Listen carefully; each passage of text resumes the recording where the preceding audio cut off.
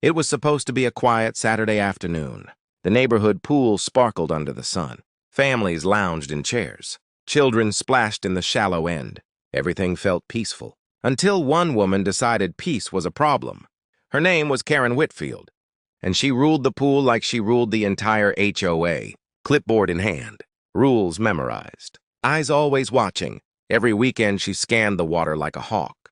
And on this day, her target was a young black woman named Monica James. Monica had come to relax, towels spread across a chair, sunscreen on her shoulders, her dog resting quietly at her side outside the pool gate. She just wanted a break. Her husband, Lieutenant David James, was finally home from duty, and she craved normal, no drama, no noise, just peace. But peace doesn't exist where Karen walks. She approached Monica slowly. At first it was fake smiles, fake politeness, questions disguised as accusations. Do you live here? Are you a guest? Where's your pool pass? Monica answered calmly. Yes, she lived here. Yes, she paid the same dues as everyone else. Yes, she belonged. But her answers didn't satisfy Karen. Because in Karen's world, belonging was not about dues. It was about skin. Her voice grew louder, her tone sharper. Parents pulled their kids out of the water. The pool grew quiet. All eyes turned to the confrontation by the chairs. Karen shouted about HOA rules. She claimed Monica broke them. She claimed pets weren't allowed anywhere near the pool, even though Monica's dog never entered the gate. Even though signs clearly said service animals were permitted, the truth didn't matter. Control did. Monica tried to stay calm, tried to avoid escalation, but Karen stepped closer. Closer still, until their shadows overlapped. And then in one quick motion, Karen yanked a small black canister from her bag. The hiss of pepper spray shattered the silence. A red mist struck Monica across the face. She screamed, dropping to the ground, clutching her eyes. Her towels stained, her dog barking in panic. The poolside turned into chaos. Children cried. Parents rushed to shield them. Phones came out. Cameras rolled. And the image burned into digital memory forever. Karen standing tall with the spray canister raised. Monica on her knees blinded and gasping. But Karen didn't stop there. She shouted that Monica was dangerous, that she had to defend herself, that the HOA gave her authority. Her words were desperate. But the videos told another story, a story that would soon destroy her life. From across the parking lot, footsteps thundered. Lieutenant David James sprinted toward the scene, still in weekend training gear, his shirt damp with sweat from a morning run, and his heart pounding not from exercise, but from rage. He knelt by his wife, flushed her eyes with water, checked her breathing, calmed her trembling dog. Every motion precise, military precise. Then he stood. And when he stood, everything changed. David was not just another neighbor. He was an Army officer, a man who had stared down enemies overseas, and now his enemy stood before him in flip-flops and sunglasses, holding a half-empty can of pepper spray. Karen froze. Her confidence cracked, because this wasn't the reaction she expected. No yelling, no threats, just calm, deliberate action, and a phone in David's hand, recording every second. Police sirens wailed in the distance. Someone had already called, and as they grew closer, Karen's desperation grew louder. She screamed lies. She screamed Monica attacked first. She screamed she was the victim, but the crowd didn't believe her. The parents at the pool didn't believe her. The cameras in their hands didn't believe her. And when officers finally arrived, neither did they. 3 witnesses stepped forward, each offering video clips, different angles. Same story. Karen had pepper sprayed without cause. Karen had attacked. The officers moved fast. Paramedics rushed to Monica. They flushed her eyes, stabilized her breathing, assured David she would recover, and then they turned to Karen. She dropped the canister in the water, but it was too late. Her fingerprints were all over it, and so were the recordings. Handcuffs clicked. Charges filed. Assault with a chemical agent. Transported away from the pool in the back of a cruiser. Her cries echoing through the parking lot. But even as Karen disappeared behind flashing lights, the story didn't end. Because David refused to let it end.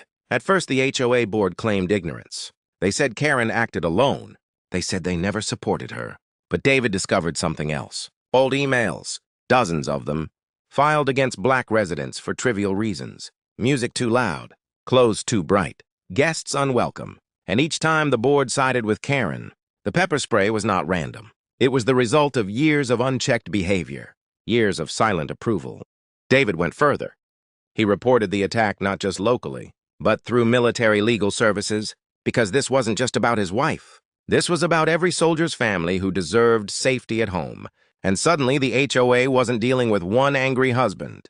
They were dealing with the United States Army. The case spread online. Millions watched the poolside video. Comment sections exploded. Some in disbelief, some in outrage. And hashtags trended overnight. Justice for Monica. Co-abuse. Karen's face became infamous. Her arrogance replayed in endless loops. But with every replay, her defense crumbled. Because truth doesn't vanish when the internet grabs hold. Now the trial looms, and whispers ripple through the neighborhood. Karen is making deals. She's turning on the HOA board, pointing fingers in every direction but her own. While David quietly builds his case, evidence stacked, witnesses ready, and a nation watching, the pool that was once a symbol of leisure is now a symbol of something else, a battlefield. A reminder that hate can strike anywhere, even on the quietest Saturday afternoon. And the real question remains, will justice finally drown Karen's lies? Or will the HOA system once again protect its own? The answer has not arrived yet. But one thing is clear. This community will never forget the sound of that pepper spray canister and the scream that followed. Because that sound, that scream, changed everything. Stay with us, because the trial is coming. And when the verdict drops, the shockwaves could reach far beyond one neighborhood pool. Hit that like button. Subscribe if you believe truth must always rise above lies. And share this with someone who thinks HOA drama is just petty arguments. Because as you've just witnessed, petty can turn deadly in seconds. This story isn't finished. And the next chapter will be darker than anyone expects. The video was everywhere. News outlets replayed it on loop. Clips spread across social media, and hashtags flooded timelines. But the real fight wasn't online. It was in court. Karen Whitfield sat at the defense table, hair pulled tight, eyes darting, hands shaking under the weight of cameras. She wasn't just fighting for freedom. She was fighting to salvage her reputation. But the truth was stacked against her. Across the room sat Monica James. Bandages gone, but scars still raw. Her husband, Lieutenant David James, by her side. Calm, silent, focused. A soldier prepared for battle without weapons. Because this time evidence was the weapon. The courtroom buzzed with tension.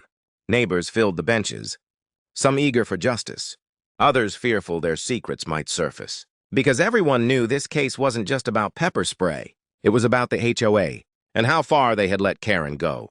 The prosecution opened strong. They rolled the poolside video on a giant screen. The hiss of pepper spray echoed through the speakers. The jury flinched. Monica's scream pierced the silence, and Karen's smile, that cold smirk caught in crystal clarity, hung in the air like a ghost. The defense tried to twist it. They claimed self-defense. They claimed Monica threatened her. They claimed the video didn't show the full story. But every time they spoke, another neighbor stood, another witness testified, and piece by piece the lies collapsed. Emails surfaced, dozens of them. Karen filing complaints against black families in the neighborhood. Complaints ignored by police, but supported by the HOA. The pattern was undeniable. This wasn't a single act. It was a history of harassment. Then came the bombshell. A former HOA board member took the stand, voice trembling, hands sweating, but determined to speak. He revealed late-night meetings, private chats, and decisions made in secret to protect Karen, because she wasn't just another resident. She was their enforcer. The courtroom gasped. The board sat silent in the gallery, eyes down. No defense left. David leaned forward, hands clasped, watching every second, because this was bigger than justice for Monica. This was exposing the rot behind the gates of their so-called community. But Karen wasn't finished. Her lawyers made one last desperate move. They tried to cut a deal. They offered testimony against the HOA in exchange for reduced charges. They painted her as a pawn, used by the board, encouraged to act, pushed into the role of aggressor. It was a dangerous gamble, because if the jury believed her, punishment might shift away from her shoulders and onto the HOA itself. The judge allowed it. Karen took the stand, and for the first time she spoke without screaming. She admitted she targeted Monica. She admitted she filed complaints. She admitted she believed the board would always back her, but she insisted she wasn't the mastermind. She insisted the HOA pulled the strings. The room erupted. Whispers filled the air. Neighbors traded looks, and the jury stared wide-eyed. Because now the question wasn't just, did Karen attack Monica? It was, how deep does this go? The prosecution countered quickly. They reminded the jury Karen held the spray. Karen pulled the trigger. Karen smiled as Monica fell to the ground. No HOA forced her finger down. She chose violence, and she enjoyed it. The trial stretched for days. Testimony piled high. Videos replayed. Emails dissected. The weight of truth pressing on the jury like a storm cloud. And finally, the verdict came. The foreman stood, papers shaking, eyes heavy. The courtroom hushed, and the words cut like a blade. Guilty. Assault with a chemical agent. Guilty. False reporting. Guilty. Civil rights violation. Karen collapsed into her chair, hands covering her face. Her world shattered in seconds. But even as she was led away in handcuffs, the story didn't end. Because the HOA was still standing, and David refused to stop there. He launched a civil suit, not just against Karen, but against the board itself, for enabling discrimination, for ignoring warnings, for creating an environment where violence grew unchecked. And once again, the internet amplified the fight. News anchors debated it. Activists rallied behind Monica, and ordinary families from across the country shared their own HOA horror stories. The neighborhood that once hid its secrets now found its gates wide open to scrutiny. But here's the twist. Just as the board prepared their defense, just as lawyers drafted statements, just as they scrambled to erase years of emails, another leak surfaced. Financial records, proving the HOA had funneled funds illegally, covering fines for favored residents, suppressing penalties for allies, and quietly raising fees for families who questioned them. Corruption deeper than anyone imagined. And suddenly Karen's pepper spray attack looked less like an isolated act, and more like the spark that ignited a wildfire. The state attorney announced an investigation. Federal agencies circled, and whispers spread of possible racketeering charges. The gated community, once proud of its perfection, now stood on the brink of collapse. But for David and Monica, the fight was personal. Their victory in court was only the beginning, because scars don't fade overnight. And safety isn't guaranteed by verdicts. It's guaranteed by vigilance. So they prepared for the next battle, the HOA showdown, the war for accountability. And the question lingers, will the system finally dismantle the power of corrupt boards? Or will money and influence bury the truth again? For now, the pool sits quiet. The gates still stand. The lawns still trimmed. But beneath the surface, the cracks are spreading. And when they break, the fallout will be felt far beyond one neighborhood. Because this isn't just Monica's story. This is America's story. And the ending hasn't been written yet. Stay with us, because part 3 is coming. And what happens next could change how every HOA in the nation operates. Hit that like button if you stand for justice. Subscribe so you don't miss the truth they try to hide. And share this with someone who still believes HOA drama is just petty rules.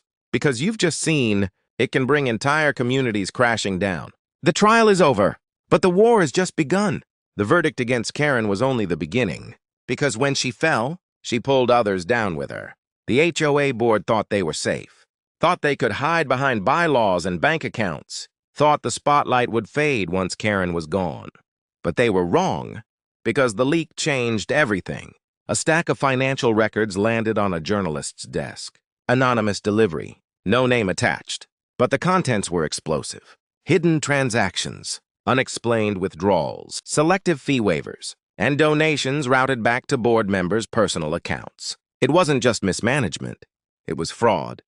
The journalist published, the internet exploded, and suddenly the HOA wasn't fighting angry neighbors. They were fighting the state. Investigators swarmed, auditors dug deep, and every paper trail led to the same conclusion. The HOA wasn't protecting the neighborhood. It was exploiting it. David James watched from the sidelines, silent, patient, but always ready, because he knew corruption is like an enemy bunker. You don't rush it. You surround it.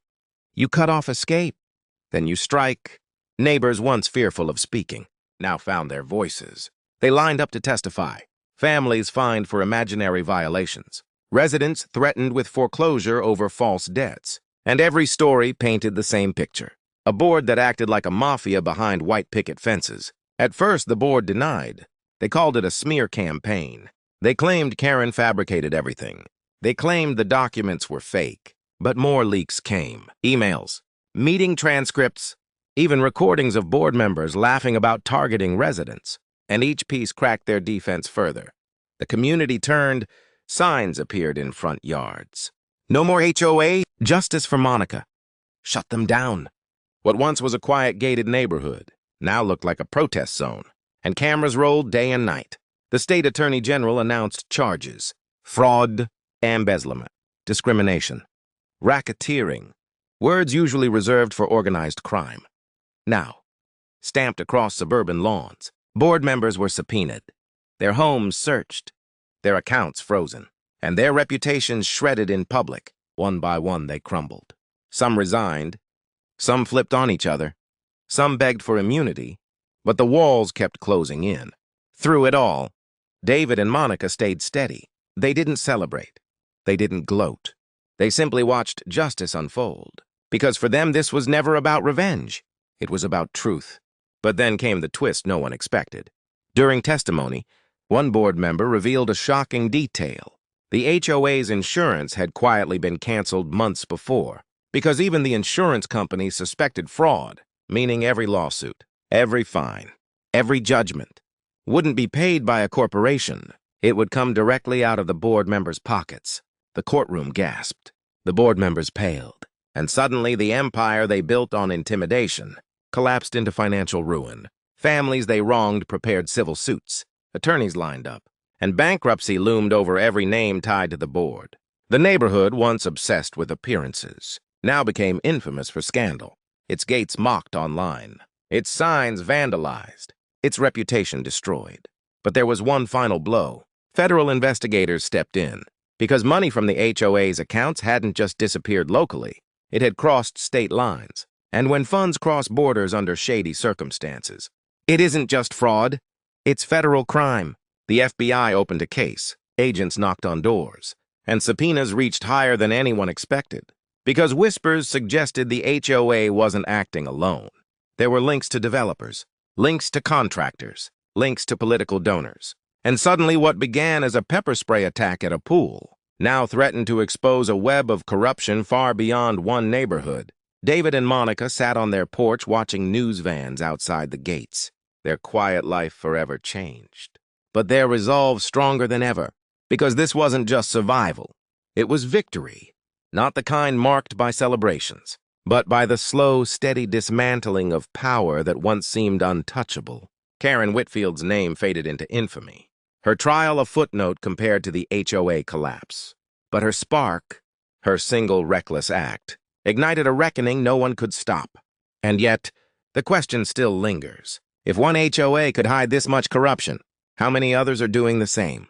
How many neighborhoods hide financial secrets behind freshly mowed lawns? And how many families are suffering in silence, waiting for someone brave enough to fight back? For now, this board is finished, its members facing years behind bars, its gates rusting, its power gone. But the story isn't over, because the system still exists, and unless it changes, another Karen, another board, another scandal could rise again. The quiet Saturday at the pool is long gone, replaced by the echoes of sirens, the flash of cameras, and the reminder that injustice can hide anywhere, even in the places meant to feel safe. So the only real question is, who will stand up next? Because justice isn't automatic. It takes evidence. It takes courage. And sometimes it takes one soldier refusing to back down, to turn an entire system inside out. This neighborhood will never be the same, and maybe that's the point. Maybe it was never about preserving peace. Maybe it was always about revealing truth. And truth, once exposed, never dies. Stay tuned, because we're not done. Hit that like button if you believe corruption has no place in our communities. Subscribe so you never miss the stories they try to bury. And share this with someone living under an HOA. Because what happened here could happen anywhere. The HOA scandal is exposed, but the next battle is already waiting. The gates were locked. The pool drained. The clubhouse empty. The once proud neighborhood stood silent, like a monument to arrogance and collapse, because the HOA was gone. Karen Whitfield sat in prison, her trial behind her, her name forever tied to a single act of hate. No more power, no more allies, only memories replaying in her head, the hiss of pepper spray, the scream that followed, and the moment her life unraveled. The board members scattered, some behind bars, some bankrupt, some vanished from public life entirely. The homes they once bragged about, now listed for auction, their manicured lawns overgrown, their reputations destroyed, and the neighbors left behind were forced to pick up the pieces, lawsuits piled high, properties devalued, families divided, because the scandal didn't just punish the guilty, it scarred the innocent. Children whispered about their neighborhood at school. Parents debated selling, trust evaporated. But for Monica and David James, the story was different. They had survived the worst. They had faced lies, hatred, corruption, and they had won. But their victory carried a heavy price. Monica still struggled with the memory, the sting in her eyes, the humiliation of being attacked in broad daylight, the sound of her neighbors gasping, the weight of cameras capturing her pain. David carried his own burden. The soldier who fought wars abroad never expected the hardest battle would be fought at home, against people wearing smiles instead of uniforms, against neighbors instead of enemies. And yet, through it all, they stood together, stronger, unbroken. But here's the truth no one wants to admit. Their story is not rare. Across the country, HOAs operate in shadows. Boards make decisions unchecked. Funds move quietly. Discrimination hides behind policies, and families live in fear of speaking up. The downfall of one neighborhood exposed the cracks in the system, but it did not fix them. Even after the FBI investigation, even after the trials, even after the gates rusted, thousands of other neighborhoods carried on unchanged, still ruled by power, still silencing dissent. And that raises a haunting question. How many Monicas are out there right now, walking into pools, sitting in parks, living in homes they paid for, only to be told they don't belong? How many Karens hold spray cans, clipboards, or worse? And how many boards quietly cheer them on from behind closed doors? David understood this better than anyone. That's why he didn't stop with his neighborhood. He became a voice, a speaker at community meetings, a resource for families trapped in HOA nightmares, and a reminder that silence only feeds corruption. Monica joined him, not as a victim, but as a survivor, her voice calm but powerful, her story impossible to ignore. Together, they transformed pain into purpose, their names spreading far beyond the gates that once tried to trap them. But here's the twist. Their neighborhood never recovered. Buyers avoided it, families fled it, and the HOA that once promised order delivered destruction instead. The land itself now a symbol of warning. That power unchecked eventually destroys itself. And so the question comes to you, the one watching this story unfold. What would you do if the people meant to protect your community turned against you? Would you stay silent? Would you fight? Would you risk everything for truth? Because justice is not automatic. It requires voices. It requires evidence. It requires courage. One soldier, one wife, one family. Proved it.